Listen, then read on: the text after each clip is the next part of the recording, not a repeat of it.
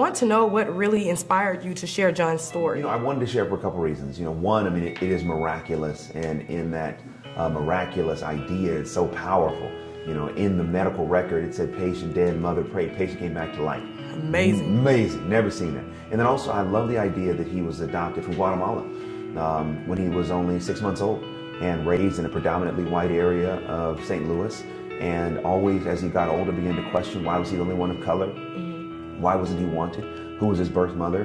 And those things really compelled me. And I felt like it made it unique, it made it distinctive. And those are the reasons why I want to tell the story.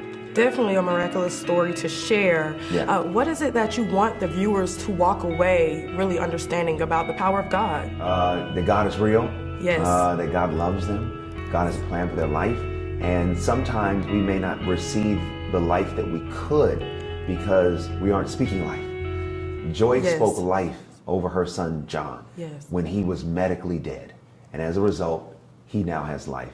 What would happen if we started speaking more life over our life? How important is it for us to speak life into our daily routines, everything that we're doing? There you go. How important is it for people to speak the life that they desire? We're experiencing so much stress. We're experiencing so much chaos on a day-to-day basis that we speak a lot of negative.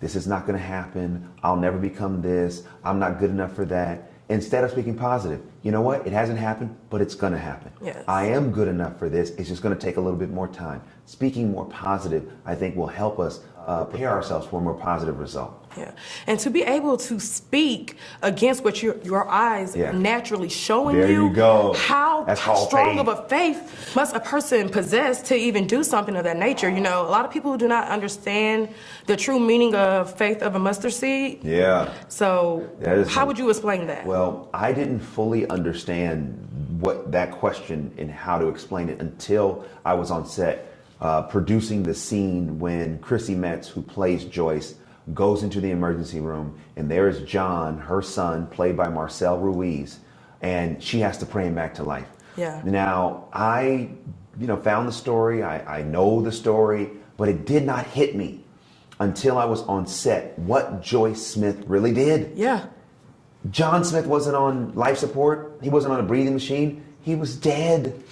And she goes in there and says, I'm not going to believe that he's dead. I'm going to believe my prayers can do something about it. You have to go to another level mentally. Yes. You have to go to another level in your spirit in order to not call something by what you see, but by what you believe. Yes. And when I saw Roxanne direct that moment, I mean, it's still to this day, it brings me to tears. Yeah. Because it's so powerful, because there's a tendency, especially when we see things not working in our life, to speak death over those things. Yes. Instead of saying, you know what? I'm not going to believe the fact that I may have just gotten let go. I'm not going to believe the fact that I may not know where my rent's going to come from. I'm not going to believe the fact that just because I may be single or may not have the right love, that those things are not going to happen for me. Yes. I'm not going to let what I see impact what I believe. I believe I'm going to have the right relationship. I'm going to believe I'm going to have the right house. I'm going to believe I'm going to get the promotion eventually. Like, it takes a lot of faith in go to another level mentally to believe those things. But I do think the same way that Joyce got a breakthrough, when we do that, we position ourselves for a breakthrough as well. Yes. And speaking of a breakthrough, have you personally experienced any breakthroughs in your life? Yes. Oh my goodness. I'm sitting here as a breakthrough. This is a breakthrough. Well, it truly is. And I say that because, this is the first film that I produced for Fox. I'm one of the very few, African-American producers to have a deal in Hollywood to make films. So the idea that I'm producing a film through my company, that's a breakthrough. Roxanne Dawson, she's directed a lot of television, but this is her first feature film. That's a breakthrough. Chrissy Metz, this is her first feature film ever. First film she's ever been in. And, she's a star, one of the stars of This Is Us, and now she's starring in her own film. That's a breakthrough. Marcel Ruiz, it's his first film ever. That's a breakthrough. Steph Curry, who's an executive producer on the film. He's a good friend of mine. This is his first film that he's ever put his name on. That's a breakthrough. Yes. This movie is filled with breakthroughs, and that's why I think people who are seeing it so far are experiencing breakthroughs in their own life, because the breakthrough is in the DNA of every facet of this movie. Yeah. And there's so many different things and type of films that's out in the market right now. How important is it for us to share these type of stories in the midst of everything else we get saturated with? Storytelling is a universal language. And I think it's important to share stories that are positive, that are uplifting, and that are life affirming. And Breakthrough is one of those stories. and I'm excited to be able to bring this to the culture.